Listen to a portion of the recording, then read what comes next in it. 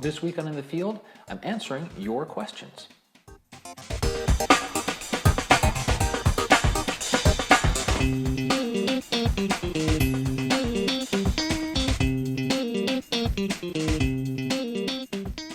Hi everybody, welcome to In the Field. My name is Scott Davenport.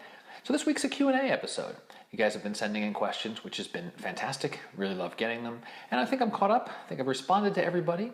And so I thought I would grab a few of them that have come in and share them here, so others can hear the questions and the answers, and just generate some thought, some discussion around this. So let me get the first question up here.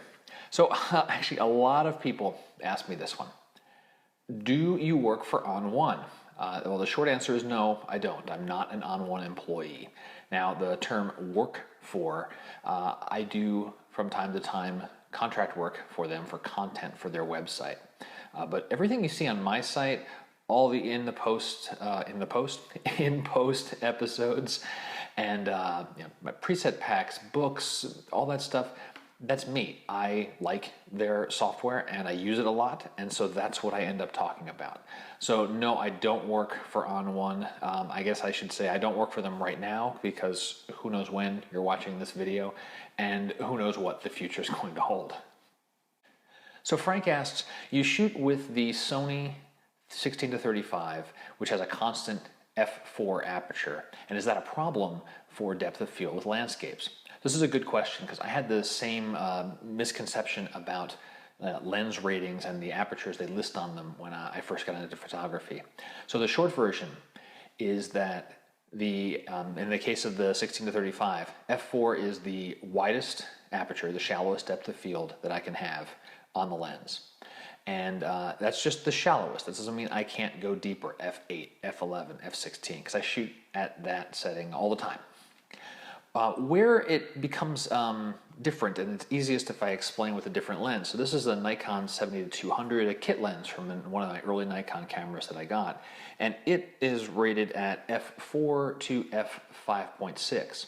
So what that means is at one end of its focal range, my widest aperture is f4. And at the other end, it's f5.6. So maybe when I'm wide, in this case 55, I can shoot as shallow as f4, but when I zoom in, the shallowest I can shoot is f5.6. Now I can still go to f8, f11, 13, 16, all the way on down at any of the ranges. What the rating is for your shallowest depth of field. So contrast that with a lens like the Sony, where it just says f4.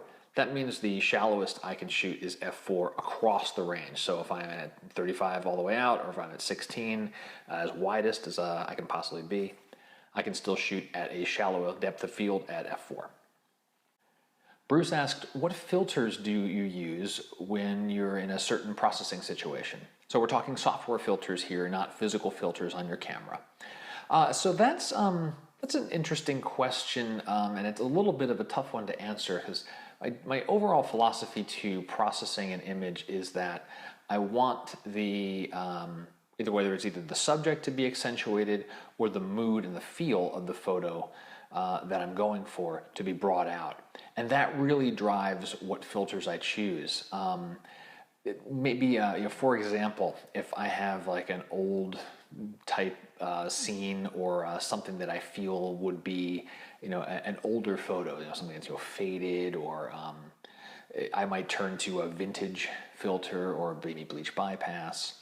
But for other situations where I just want to accentuate a certain subject, that's when I'm looking at, boosting color or contrast, and maybe doing that more localized to just my subject. So I can't say that I have a fixed recipe for, I know I'm going to use filters A, B, and C when I'm processing landscape, or I'm going to use filters X, Y, and Z when I'm doing something in the desert, or whatever it might be.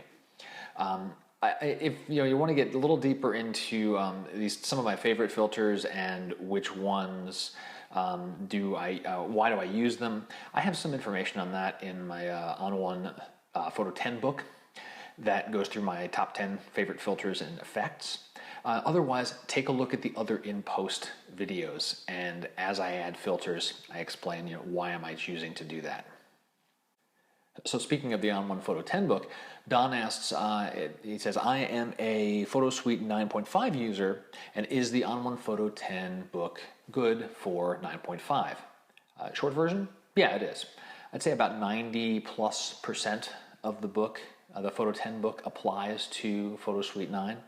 And a large reason for that is the modules that I use, layers and effects. The fundamentals of those haven't changed. The UI has changed, significantly since Suite 9. There have been some new, the one new masking tool came in with 9.5, so if you're using just Suite 9 flat, you don't have the line mask. But by and large, everything is conceptually the same. The concept of filters work the same, the concept of layers work the same, blending modes, textures, all that kind of stuff. I think where you'll notice the differences is with the mechanics. There's additional features in some of the sliders in Photo 10. You can go, negative in a sense. Like have negative contrast as opposed to adding contrast. You can take it away. So things like that. Black and white obviously being folded in. So in Suite 9 you have separate modules. In Suite 10 they're all together, but you can still do all the same things. And in the books, when I talk about why I choose to use a certain filter or layer things in a certain way, those concepts translate across Suite 9, Photo 10, and in general, just any type of layering software. So I hope that helps you out with that question, Don. Mike wrote in and asked, what products do I use or recommend for sensor cleaning? So there's a little story there. With my Nikon cameras, I used a product called iLead. And it's a sticky pad at the end of a long stick, so you can reach into your camera, touch the sensor quickly, and that picks up dust. And then you have a little strip of something that's even stickier, and then you touch it to the even stickier pad, and so the dust will stick to the stickier pad, cleaning off what you're using to touch your sensor with. And that worked really well on my Nikon cameras, and I use that quite often. When I moved to the Sony, I tried using the same thing, and it stuck to the sensor a whole lot more than it had on the Nikons. And I actually started freaking out because it left this strange looking imprint, almost like if you were to press your hand on glass and then you would still see a little bit of your hand there. I went rushing over to my local camera store to see what they could do about cleaning the sensor, and they were able to clean it up pretty well. There's still an interesting artifact from that, but thankfully it does not manifest itself in my photos. So ever since then, I've just decided I'm going to have my sensors cleaned at my local camera shop. So find a place that, if you're shooting Nikon, find some place that's Nikon certified, or Canon, or Sony, or what have you, Fuji, doesn't really matter. And I pay the money roughly once a year to have the sensors cleaned. It's usually less than $100. They might keep the camera for a couple of days. If you can, sometimes you can rush it and get it faster. Of course, you pay more for that. But that's what I do now. I've decided I'm not going to mess around with my sensors. I'm going to let folks that have been trained on it and have all the cool special chemicals to do it for me. So that's it for the Q&A episode. I hope you liked it. If you've got questions, please send them in. I do respond to everyone that sent in questions, so even if your name wasn't called out, you've already gotten an answer. This is just more to share things and let others benefit from what you're thinking about, because chances are other people are thinking about it as well. Hope to hear from you. Thanks again for tuning in, and happy shooting.